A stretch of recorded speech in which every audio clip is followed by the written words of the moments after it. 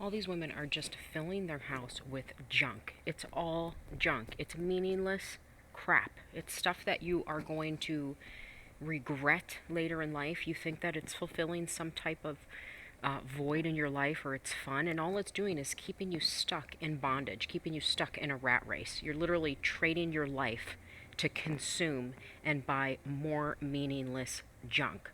There's a big difference than impulse shopping and intentional shopping. Curating a home is different than cluttering up a home. And if you're always chasing something and you're always chasing some influencer who tells you you must have this, you need to run, don't walk, get to the store, or they're browsing home goods and they're videotaping everything that they see, just take a look at it. Just literally pause the video and look and say, I'm trading my time, which is your life, for money to work, to then blow it, to bring it home, to put it out on a shelf somewhere, to then take a picture and say, look what I got, and most of it is just garbage. It's made cheap, it's junk, it doesn't even look nice. And you can tell a lot about somebody when you look at their home, or you look at a video of their home, or you walk in their home. You could tell a lot about their values and if they practice restraint. Because one of the things with a luxury mindset, and I'm not saying you have to be super wealthy, I'm talking about the mindset shift. One of the differences is restraint or compulsion. There's a big difference there. Compulsion is a greed. It's an impulse. I'm run by desire. I'm not thinking clear. I must have this. I need this. More, more, more. It's like you're salivating at the mouth and you can't control yourself. And then you stop. When you have a wealthier mindset, you have restraint. You're not eating the whole cake. You're eating a slice of it. You're not overly consuming. You're buying what you love and you're pausing and you're actually maybe being patient and saying, no, I'm going to wait to buy this one thing that I love. There's a big difference in life. So if you're following people on social media and you're always feeling like you don't have enough, well, take a look at what you're following, because a lot of it is the people that are just pushing more, more, more, and it's all garbage. And you have to ask yourself, first of all, their life isn't really like that anyways. Most of them are overweight, and I'm just being super frank and honest. Like you could get offended by it, or you could actually wake up and see that it's the truth. So it all kind of flows together. An obese house, usually the person is obese. Usually they're out of shape. Usually they have bad eating habits. Usually they have a lot of debt. Usually they have all of these problems because it all kind of mirrors each other. It all kind of matches each other. So when you are trying to design your life, it takes restraint. It takes holding and pausing on the things that you normally would do. It's the mindset shift of, instead of I'm going to go do whatever I want because I deserve this. I work so hard, I'm going to have this. I deserve this, so I'm going to go get it. It's the difference in that and saying, you know what, I did work hard, so therefore I'm going to pause and I'm going to wait. You're literally fasting from things. It's telling your flesh no. It's saying, I do want this, but I'm going to pause and wait because there's something I want more. Or I want to develop the character. Like, nobody wants to develop their own discipline. They want the results, they want this, but they don't want to develop the discipline. The discipline is the hard work. That's the reward. You have to go through something to be able to develop what it is that you want. So for example, if you want to get in shape, the best way is to start getting in shape. It's not doing the opposite. It's literally doing what you want, doing the work. It's developing the skills. It's developing the discipline. It's developing the character. It's developing the routine. And how do you develop it? By doing it. If you are run by a compulsive impulse and you're just controlled by that, you're literally you're not thinking clear. You're an animalistic, that's a scary place to be. I don't want to be around people like that have no self-control, that, they have one drink and it turns into a night of being belligerent. Ew. I used to be that in my early 20s. I couldn't just have one drink. I would get so drunk.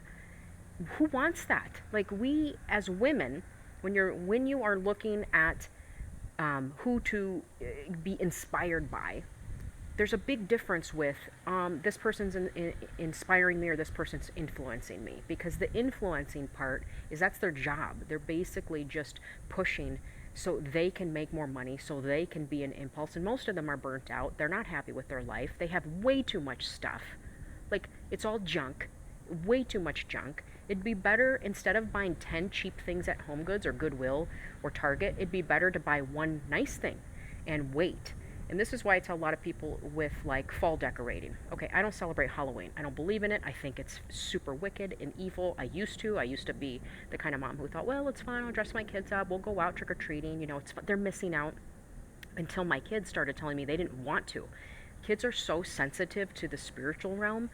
And when I finally realized, oh my gosh, the one person, me, who's supposed to be protecting my kids, is actually bringing them out into this whole demonic field at night, trick-or-treating, getting them candy that later I'm going to yell at them for overeating. No, you can't have that. You've had too much candy, which is going to give them behavioral problems and make them feel sick. And then they're sick up into the holidays. Think about it. Their immune system's suppressed. They're eating a bunch of candy. You just brought them out on one of the most wicked nights. You spent money on costumes. Why? So you could take pictures and show people, oh, look at my costumes. Look at my kids. So you could take pictures and brag to everybody. Look how cool we look. And then you think about all the money you wasted on jack-o'-lanterns and witch hats and skulls or whatever. I didn't buy skulls, but bats or, you know, and then you try to make it cute and spooky. You're blowing your money. It'd be better to just put some fall leaves out and maybe a pumpkin. Like, keep it nice and bake some fall yummy dishes. Some pumpkin cinnamon rolls or pumpkin brioche French toast with pecans and whipped creams. Like, that's how you bring in the fall season. Apple pie, you know, a cozy fall movie, some warm earthy throw blankets and throw pillow. And you could literally have one bin of fall stuff, which is like some textiles, pillow covers, you know, blankets, throw blankets, some wool, and some fall baking dishes, a pumpkin, some fall leaves, and that's it. Fall wreath, and that's it. You don't need to spend hundreds of dollars, thousands of dollars running to Home Goods to buy a bunch of ceramic junk. This is not winning in life. You're not winning. You're losing, okay? You're losing, and you're pulling other people down with you. And then you're calling it, I'm an influencer, I'm doing this. You're pulling people down to be stuck in a cycle that is going to take them years to dig out of. In 1 month, somebody can get into so much debt because they were impulse shopping for Halloween or whatever, and it's going to take them years to dig out of that. Stop doing it. Pull yourself, like, snap out of it. Pull yourself out of it. Start designing your life how you want. Start thinking about the person that you want to be. How does she dress? How does she look? What are the areas that you need to develop to become that person? So I'll give you an example. For me, I was one of those people 5 years ago who bought everything, filled my house with junk, was in tons of credit card debt, was overweight, inflamed. I know how easy it is to get sucked into it. If somebody said, go to the at-home goods store and buy these plastic flowers and put them in this planter from Michael's and it's only $25, I would do it. I'd be, oh, $25 and it looks great, until I realized this looks like $25 and it looks like junk, and I just brought more plastics into my home. I needed to develop restraint. I needed to develop pulling back and saying, no, Alicia, you don't need to do that. You can pause. Wait for something that really moves you, not because it was cheap and a good deal and somebody made it look good in their house. Wait for what you really want. And I started putting pictures and files together on my phone of things that I really love. I didn't care how much. It wasn't about the price. It was about what do I see that I'm like, ooh, I really love that. And what I would do is I'd go through that file, go through that folder of pictures, and if there was something that I'm like, yeah, maybe a month later I didn't really love it, and I changed my mind, and I thought, I don't really love this. I thought I did, but now I'm kind of changing my mind on it. I'm going to delete it. But most of the stuff that I put in that folder, I really loved. I keep looking at it. It makes me feel, hey, helps me to design my life how I want, helps me to design my space how I want. And so you have to go through the season of designing. You have to go through the season of putting things together, getting that visual, getting the image of what you want, and being willing to pull back in the areas that you need to pull back in. When you do that, you become somebody who is not provoked easily. You become somebody with boundaries. It becomes easier to say no without feeling guilty. It becomes easier to put things off and put things in order. You're literally creating an orderly life, and you're putting things in a list of what's most important and what's least important.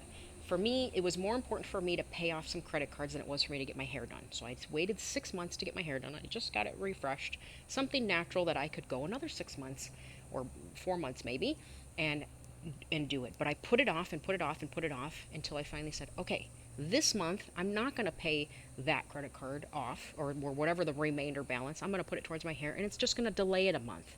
So you have to decide then what it is which is going to take precedence over the other thing.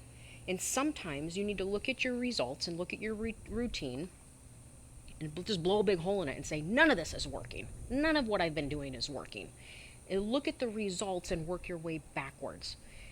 Do you have a lot of debt? Is your life full of drama? Is your home cluttered? What does your fridge and pantry look like? Do you have half empty and half used bottles? Do you not finish the product you have before buying new product? Are you bored with it already? How many subscriptions do you have that you don't use? How many cars do you have?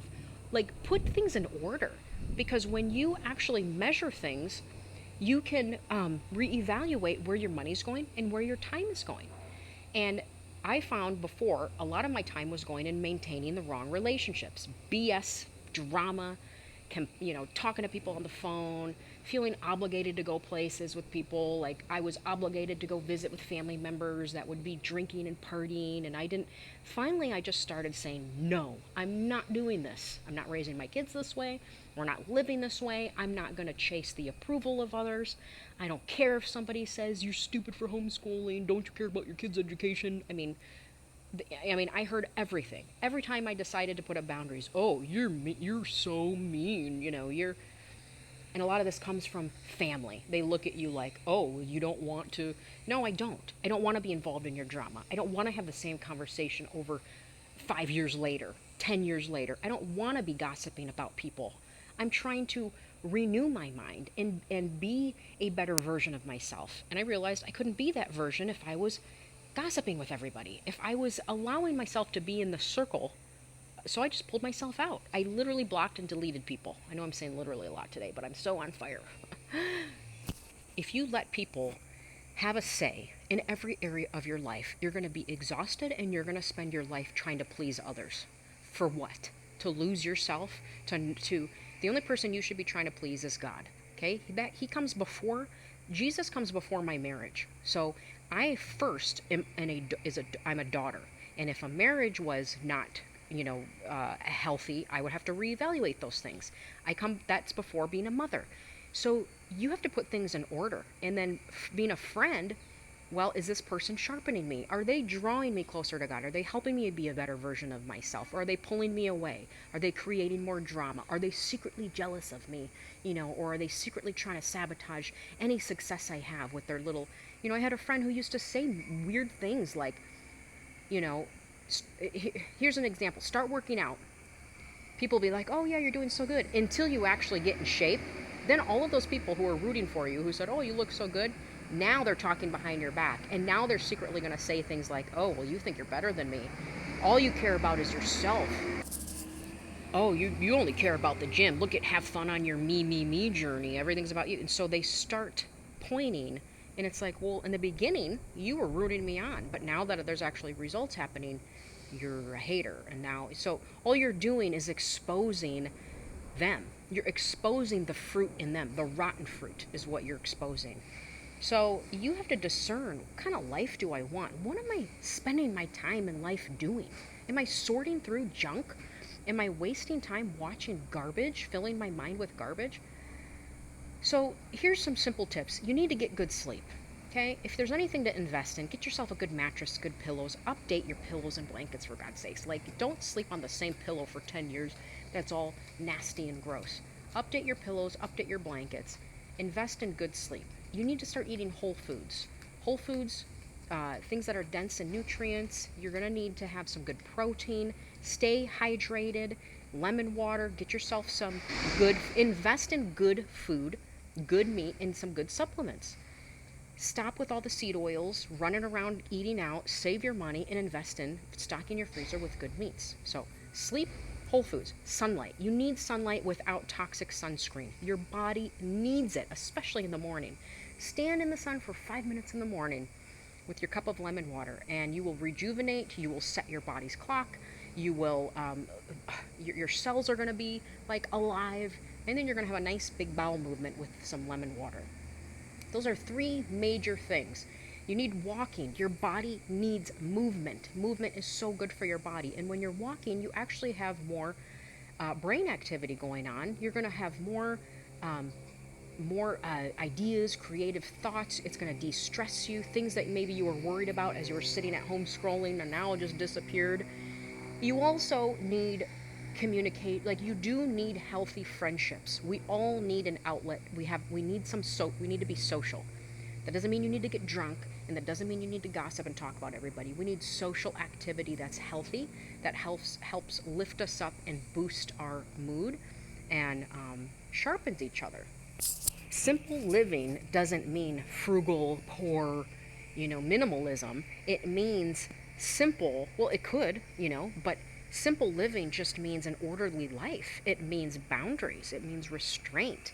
It means getting back to the wholesome. This is why my branding on Instagram is all about organic modern living. It's an organic modern lifestyle. So it's modern in the sense that you may not be living off the grid. You may not have a farm. I'm not milling my own flour. But it's organic in the sense that I'm going to buy the regenerative organic eggs. I'm going to buy the real butter. I'm going to use the stainless steel. I'm going to get a water filter. So you're going back to the natural sources of things while you're living in a modern environment or a modern life. And you can bring that into your design and your decorating. If you're surrounding yourself with plastic, there's no frequency in that. Things that are made from natural elements, they actually have a frequency. Linen and stone and marble and raw woods. These things actually make your environment feel more alive. And if you're going to put artwork up, don't put something up that's just drab and dreary that looks like death and barrenness, unless it's a winter theme. But I see people that they put up this artwork that's like that. I look at it, I'm like, that looks like death. That looks like dried up death. Don't you want to feel alive? Put up some fresh flowers on the table. Your environment should make you feel alive, not suffocate you, not make you feel like you're a loser because you have all this stuff around you that's overloading you, clothes you can't fit into, and every little thing is reminding you of a bad decision that you made. Get rid of it. Start fresh. One nice thing in for every 10 junky things gone. That's how you're going to elevate your environment, and that's how you're going to change things. Clean out your fridge. Throw away the sauces, the ranch dressings, the Hidden Valleys. Garbage. It's all garbage. Spend some time cultivating your home, your closet, and bringing yourself back to those natural elements, that natural way of living. You're going to feel so much better, and you can literally turn your life, again, I said that. Why am I saying that so much? You can transform your life in 90 days. And all it starts is with a decision, followed by some action, and just get going. 90 days, you can be a totally different person by the end of the year, a better version of yourself by the end of this year. So get going.